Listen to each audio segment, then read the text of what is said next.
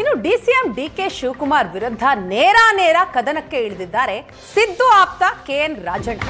KPCC ಅಧ್ಯಕ್ಷ ಸ್ಥಾನ ಕೊಟ್ರೆ ಸಚಿವ ಸ್ಥಾನ ಬಿಡ್ತೀನಿ ಅಂತ ರಾಜಣ್ಣ ಹೇಳಿದ್ದಾರೆ. ಎಐಸಿಸಿ ಅಧ್ಯಕ್ಷ ಮಲ್ಲಿಕಾರ್ಜುನ ಖರ್ಗೆ ಅವರು ಕೊಟ್ಟಂತಹ ಸ್ಟೇಟ್ಮೆಂಟ್ ನ ಬಳಿಕ ರಾಜಣ್ಣ ಬಹಳ ಆಕ್ಟಿವ್ ಆಗಿದ್ದಾರೆ.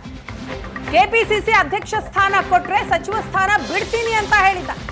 ಲೋಕಸಭಾ ಚುನಾವಣೆಯ ನಂತರ ಅಧ್ಯಕ್ಷರ ಬದಲು ಅಂತ ಹೈಕಮಾಂಡ್ ಹೇಳಿತ್ತು. ನನಗೆ ಅಧ್ಯಕ್ಷ ಸ್ಥಾನ ಕೊಟ್ರೆ ಸಚಿವ ಸ್ಥಾನಕ್ಕೆ ರಾಜೀನಾಮೆಯನ್ನ ಕೊಡ್ತೀನಿ. ಡಿಕೆ ಶಿವಕುಮಾರ್ ರೀತಿ ಎರಡೆರಡು ಸ್ಥಾನ ಕೊಡಿ ಅಂತ ಕೇಳಲ್ಲ. ಸಚಿವ ಕೆಎನ್ ರಾಜಣ್ಣ ಅವರ ಮಾತಿದು. ಡಿಸಿಎಂ ಮತ್ತು ಕೆಪಿಸಿಸಿ ಅಧ್ಯಕ್ಷ ಸ್ಥಾನವನ್ನ ಹೊಂದಿದ್ದಾರೆ ಡಿಕೆಶಿ. ಅವರನ್ನೇ ಟಾರ್ಗೆಟ್ ಮಾಡಿ ಮಾತನಾಡಿದ್ರು ಕೆಎನ್ ರಾಜಣ್ಣ. 2.5 ವರ್ಷ ಸಿಎಂ ಸ್ಥಾನ ಹಂಚಿಕೆಯ ಬಗ್ಗೆ ಎಲ್ಲೂ ಕೂಡ ಹೇಳಿಲ್ಲ. ಹೈಕಮಾಂಡ್ ಮಟ್ಟದಲ್ಲಿ ಅಧಿಕಾರ ಹಂಚಿಕೆ ಆಗಿಲ್ಲ ಅಂತಲೂ ಕೂಡ ರಾಜಣ್ಣ ಪುನರುಚ್ಚಾರ ಮಾಡಿದ್ದಾರೆ. ಡಿಕೆ ಶಿವಕುಮಾರ್ ಸಿಎಂ ಸ್ಥಾನದ ಕನಸಿಗೆ ಸಿದ್ದು ಆಪ್ತರೇ ಅಡ್ಡಿಯಾಗ್ತಿದ್ದಾರಾ? ಸಿದ್ದು ಆಪ್ತ ಸಚಿವರು ಕೊಡ್ತಾ ಇರುವಂತಹ ಹೇಳಿಕೆ ಆ ಸೂಚನೆಯನ್ನ ಕೊಡ್ತಾ ಇದೆ.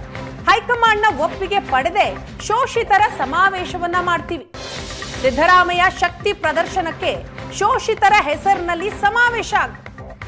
ಬಜೆಟ್ ಮುಗಿತಾ ಇದ್ದ ಹಾಗೆ ಚಿತ್ರದುರ್ಗ, ದಾವಣಗೆರೆ ಸಮಾವೇಶಕ್ಕೆ ಪ್ಲಾನ್ ಮಾಡ್ತೀವಿ ಅಂತ ರಾಜಣ್ಣ ಹೇಳಿದ್ದಾರೆ. ಡಿಕೆ ಶಿವಕುಮಾರ್ ವಿರುದ್ಧ ನೇರವಾಗಿ ಕದನಕ್ಕಿಳಿದಿದ್ದಾರೆ ಸಿದ್ದು ಆಪ್ತ ಕೆಎನ್ ರಾಜಣ್ಣ. ಒಂದು ವೇಳೆ ಕೆಪಿಸಿಸಿ ಅಧ್ಯಕ್ಷ ಸ್ಥಾನ ಏನಾದರೂ ಕೊಟ್ರೆ ಅದನ್ನ ನಾನು ನಿಭಾಯಿಸ್ತೀನಿ, ಆಗ ಸಚಿವ ಸ್ಥಾನವನ್ನ ಬಿಡ್ತೀನಿ. ಡಿಕೆಶಿ ತರ ಎರಡೆರಡು ಸ್ಥಾನ ಕೊಡಿ ಅಂತ ನಾನು ಕೇಳಲ್ಲ. 2.5 ವರ್ಷ ಸಿಎಂ ಸ್ಥಾನ ಹಂಚಿಕೆಯ ಬಗ್ಗೆಯೂ ಕೂಡ ರಾಜಣ್ಣ ಈ ಸಂದರ್ಭದಲ್ಲಿ ಮಾತನಾಡ್ತಾರೆ. ಆ ಬಗ್ಗೆ ಎಲ್ಲಿಯೂ ಕೂಡ ಚರ್ಚೆ ಆಗಿಲ್ಲ, ಎಲ್ಲೂ ಹೇಳಿಲ್ಲ. ಹೈಕಮಾಂಡ್ ಮಟ್ಟದಲ್ಲಿ ಅಧಿಕಾರ ಹಂಚಿಕೆನೇ ಆಗಿಲ್ಲ ಅನ್ನೋದನ್ನ ಮತ್ತೊಂದು ಸಾರಿ ಹೇಳಿದ್ದಾರೆ.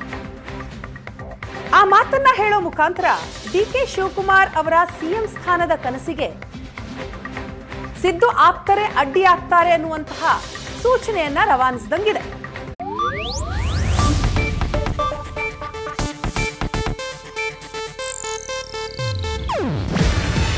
ಇದು ಏಷ್ಯಾನೆಟ್ ನ್ಯೂಸ್ ನೆಟ್ವರ್ಕ್ ಪ್ರಸ್ತುತಿ. ನೀವು ನೋಡ್ತಿದ್ದೀರಾ ಏಷ್ಯಾನೆಟ್ ಸುವರ್ಣ ನ್ಯೂಸ್.